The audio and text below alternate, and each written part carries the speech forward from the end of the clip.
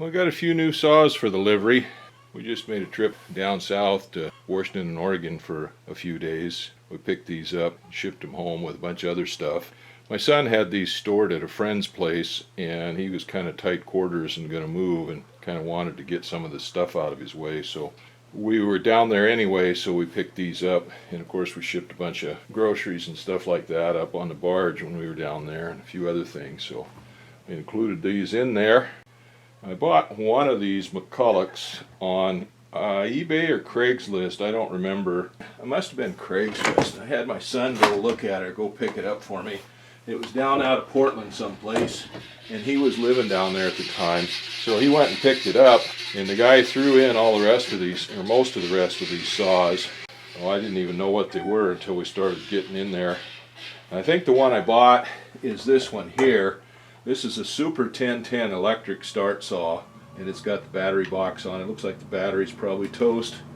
But anyway, I think that's the one I bought, and the guy threw in all the rest of these. I got a Power Mac 55 over there, and then we've got two of these Mac 15. One of them has a black fuel tank, and the other one has a yellow fuel tank. And then there's a 250. That might be a Super. I see there's some kind of lettering underneath this tag here that was put on here by the dealer. Got a tag on it that says Midget Motors, Newburgh, Oregon, Tecumseh Master Service Dealer. Well, anyway, that's that. And then here's an old model, one of the early model 1010s. I don't know if that's an automatic. It just says Mac 1010. And it's a right-hand start. And then this one I wasn't expecting at all. That's a Husqvarna 262 XP. I'm not sure exactly what that is. I've had 362. That might be comparable to that with an earlier one or something, but I really don't know much about that. And then we've got the big one over here. This is an old Maul.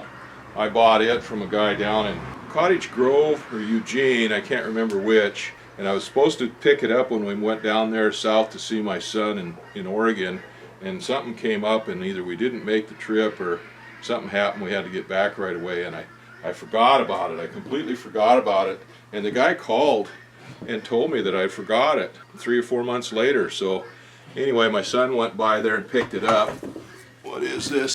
You know, the model number is scratched off on it, but I think it's either a 10 or 11. But I don't remember. It's a single cylinder. I've got a Maul M7 already that I've had for years. Well, this one is pretty good shape. The grips are not on the handlebars, but everything else is in pretty good shape. I've got the bar and the stinger leaning up over there. Finding a place to put those out of the way is going to be the biggest thing I have to do with these for the time being. I don't have time to deal with these right now. Oh, and then we got a Miller's Falls grinder there. Like that's got 6-inch wheels on it now, but I think it takes 7-inch. I'm not sure. But that's an old Miller's Falls, then a good quality grinder. We got that at an auction that we went to while we were down there. I've got a little 6-inch Grizzly grinder that is getting so it don't want to start. But that Miller's Falls grinder, I have to see if it works. But it looks like they've been using it. It's got real nice tool stands on it there. Got a nice motor on it. Should be a nice grinder. We'll add this stuff in to the rest of the collection. And back over there in the corner is I think that's a Super 55 gear drive saw. My son picked out of a dump over in Thomas Bay on the mainland across from Petersburg, Alaska.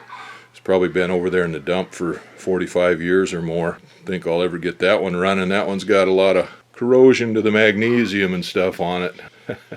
It was kind of funny. He saw it over there while he was hunting and dug it out of the junk pile and packed it back to camp and then back home. That thing probably cut a lot of wood, some big spruce, over 8 feet in diameter on the stump. There's some big trees over there in that area. But it's been a long time since it's run. And I'm pretty sure I know who it was that ran that saw. There were 2 guys over there. One of them was a father of a good friend of mine, and the other one was another guy, older guy that I knew. Actually, I knew his sons. Both of them are passed away now. Well, as I said, we went to an auction at a machine shop down in Portland while we were down south. It just happened to coincide with our trip when we were already down there. And I was interested in some of the stuff they had. They had some well, I don't really need a lathe, but they had some lace on there that looked like they were going to go for a pretty good price. And they had some milling machines, Bridgeport and a couple different other ones. And then they had a bunch of other stuff. I was interested in some of the stuff, and I bid on some of it. I didn't bid on the, well, I guess I did bid on the one Bridgeport mill, but it went way too high.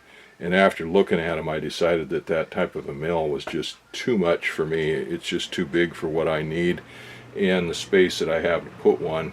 And handling it down there, I'd have to get a rigger or something to handle it and haul it to Seattle and then pay the freight and stuff from Seattle up to here and get it handled somewhere way here, and I don't really have any place to put it now. So anyway, I quit bidding on it when it got up to about $2,000, and the other ones I didn't even bid on.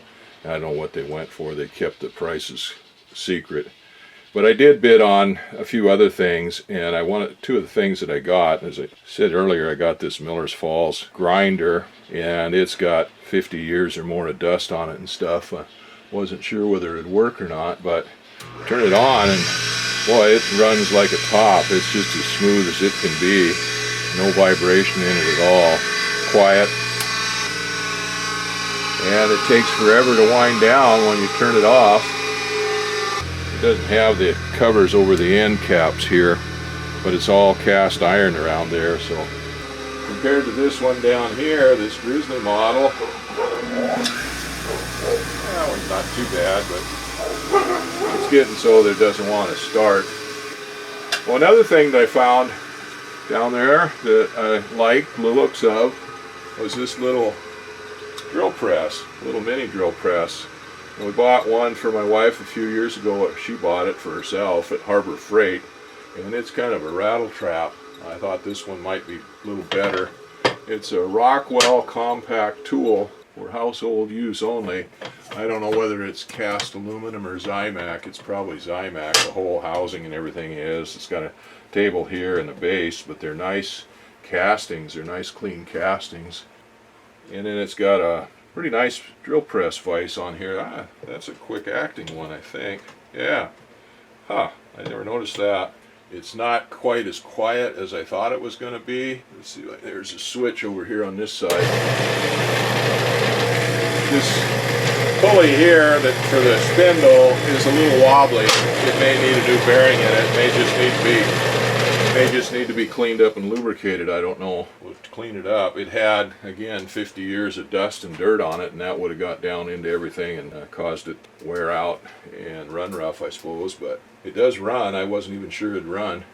So we'll clean those up and we'll put them to good use. My wife does a lot of woodworking work stuff, making puzzles and toys and games and other little knick-knack things and stuff like that. She can use that little drill press. I always thought it might be one of those sensitive drill presses, but it's not. It's just a compact drill press.